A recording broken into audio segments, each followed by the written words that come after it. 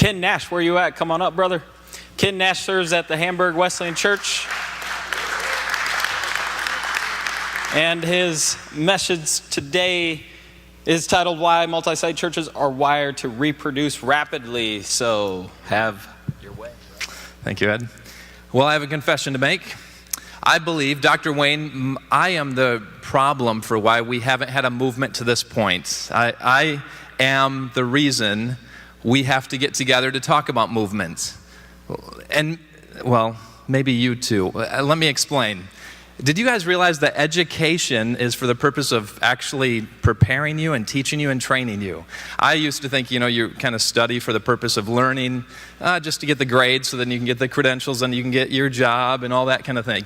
I was studying this one day and I read this article that forever changed me. Here it is. I was going to write this, but I'm a little bit nervous to even touch this. So you got to write this down, okay? In 1776,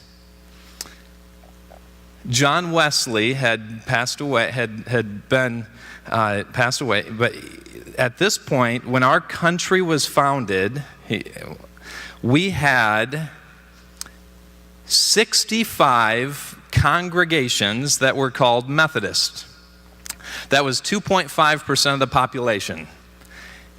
In 1850, there were 13,305 churches known as Methodist. 70 years had gone by. This was just in the United States at this point. That was a population of 34.2% of the population. So in 70 years, we went from 2.5% of the population, 1 in every 50 people were considered Methodist, part of the Wesleyan movement.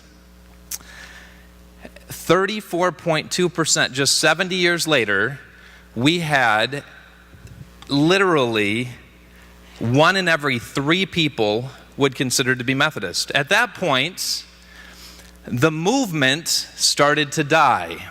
There was a study done in Penn State by 2 sociologists, one you can look up named Roger Fink. He actually said, I want to know what happened to the movement. For us to go from 1 in 50, we're in the branch of the Wesleyan movement, right? To 1 in 3 people that were American considered themselves a part of us. From 1 in 50 to 1 in 3. What happened?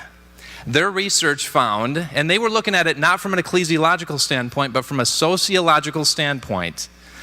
They found in 1850, the decision was made to move from being led by laity to professional clergy who thought they could do it better.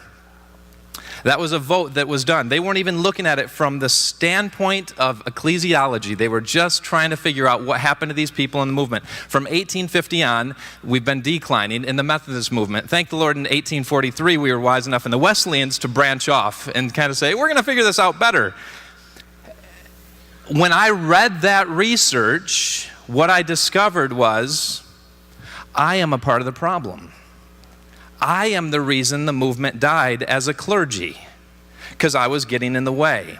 And so I made it my quest. It changed me as a leader. To that point, I had been a pastor for 15 years, and I repented before the Lord, and I said, God, help me get out of the way, because I'm the reason the movement is struggling so. And so I started meeting with laity. And as I started sitting down with them, I realized, you're smarter than me. You've got wisdom that I don't have. For example, one guy I met with was a city planner, and he said, do you realize that as a city planner, we are now realizing the millennials think so much differently than any generation before. We are starting to build cities and neighborhoods that have banks, residential, commercial, all together, because in the future they don't even really care to drive distances. They want to actually walk and do life in their community because they're lonely. And so they're changing their paradigm. And that started to change my paradigm. And I said, what if I get out of the way? Because I was mentored under the Rick Warren model of regional and bringing people in from all sorts of distance, and they'll drive, they've got a car. That's not the case in the future. And so I started changing my mindset, saying, what if we have to go to them? And so started thinking, well, what's the best way to do church planting? How do we start to reach them?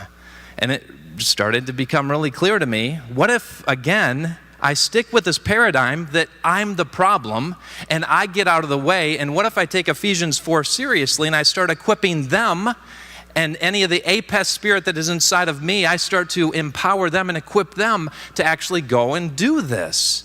And then I started realizing, as I was researching the best church planting strategies out there, when we used to do parachute drops, I was on a board where we do all sorts of parachute drops, and that percentage is 7%.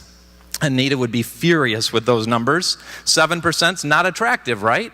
And so we came up with a new model back several years ago to do the mother-daughter plant, where you adopt a church and then you send them off, give them some money, and then you have this great movement at that point, but that's only 40% success. Then I started hearing about this multi-site movement that was happening, which is a success rate, according to Jim Tumberlin, of 92%. And so I, at that point, again said, what if I tap into that? What if now, instead of me expecting people to come to my church for the future, what if I go to them? And what if I go to them with lay people?